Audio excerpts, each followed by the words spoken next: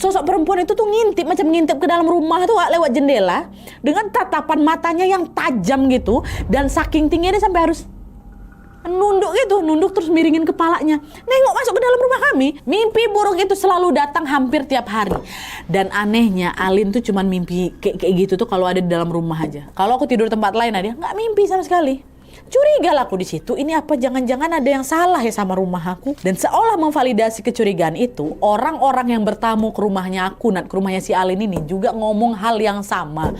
Katanya suasana rumah kami ini kok jadi lebih seram, jadi lebih dingin, dan anjing-anjing kami itu juga lebih sering ngegonggong gitu loh dari biasanya. Makin hari semua keadaan itu makin menjadi-jadi, Wak. Ditambah lagi pada bulan April 2022, Alin yang biasanya sehat, bugar, tahan banting jadi tulang punggung keluarga ini tiba-tiba sakit. Aku nggak tahu alasanku sakit itu kenapa. Sakit. Jadi hari itu baliknya dari kerja itu badan aku biasa-biasa aja, nah dia ya capek biasa aja. Pas aku masuk rumah udah baru mau istirahat, ini mau tidur ya kan, tiba-tiba wah, badan aku tuh panas, Nat. Panas yang datang tiba-tiba, nggak yang diawali dengan pusing-pusing lunglai, enggak. Panas, tiba-tiba badan aku panas, baru habis itu nggak enak, kepala aku muntah-muntah.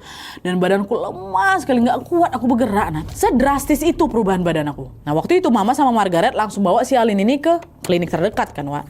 Nah, pas diperiksa ternyata kondisinya si Alin ini betul-betul ngedrop. Dan dia harus rawat inap lah gitu, harus diopname. Itu berarti Mama sama Margaret harus sering stay di klinik ini untuk nemanin si Alin ya kan. Supaya rumah mereka ini ada yang ngejaga dan anjing-anjing mereka tetap terurus, Wak. Mereka minta tolong sama temannya Alin yang namanya Gaby. Ini udah teman dekat aku kali Nadia. Kebetulan juga kami satu gereja, dan mamanya mamanya Gaby juga kawannya mama aku, kawannya si Mama. Sebelumnya juga si Gaby ini sering kali nginep di rumah mereka. Dan Mama bilang, Gaby, maaf ya Gaby ya, selama Alin opnam tolong titip rumah ya nak. Tolong itu anjing-anjing juga jangan lupa dikasih makan. Nanti kalau misalnya kondisi Alin dah agak aman ini, sesekali tante bakal pulang kok nak gitu. Udah tante, aman. Tante sama Margaret fokus aja ke Alin dulu. Rumah biar aku yang jaga, kata si Gaby kan. Dah, ini kita ke POV-nya Gaby bentar nih. Dah, Gaby lah yang jaga rumah tuh kan. Di malam pertama Alin opnam, Wak, Gaby udah standby duluan di rumah. Awalnya waktu itu Gaby cuma duduk-duduk aja di ruang tamu gitu kan, sambil nonton TV. Tapi tiba-tiba Gaby bilang itu hawa dingin tiba-tiba datang, Wak, memenuhi seisi ruangan tamu itu. Kok langsung dingin. Dan Gaby ngerasa kayak ada orang yang ngawasi dia dari dapur. Karena nggak enak perasaan si Gaby ini kan, dia langsung masuk ke kamar, Wak. Ke kamar si Alin. Dia nggak berani keluar-keluar lagi tuh. Padahal dia udah lama Nat sering nginap di rumah aku, nggak pernah kayak gini. Cuman dia cerita sama aku itu baru kali itulah, macam ada yang aneh di rumah kau. Dah. Terus masih di malam yang sama, sekitar jam 12 malam lah.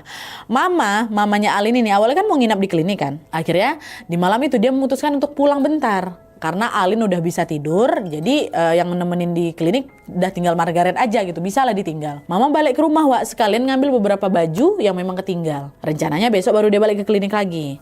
Nah, malam itu Mama pulang naik ojek, tapi karena jalan